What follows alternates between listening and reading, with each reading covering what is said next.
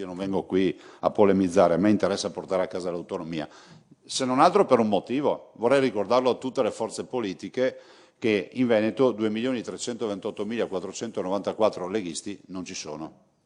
Nel senso che tutti hanno votato per l'autonomia. Non usa mezzi termini il governatore Zaia e continua a ribadire che la bozza d'intesa c'è ed il Veneto, per storia, parametri e virtuosità, deve candidarsi a gestire in maniera solida l'autonomia nelle 23 materie richieste. Audizione stamani in Commissione parlamentare per le questioni regionali in merito all'indagine conoscitiva sul processo di attuazione del regionalismo differenziato.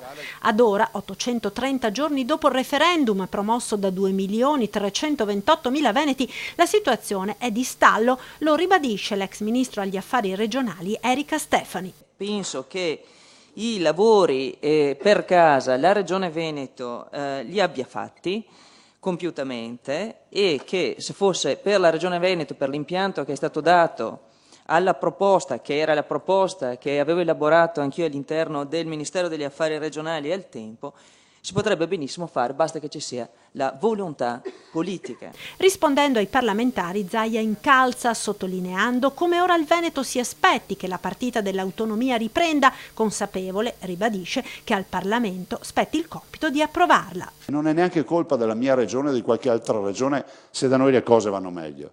Molto probabilmente qualcuno ha avuto un comportamento più virtuoso.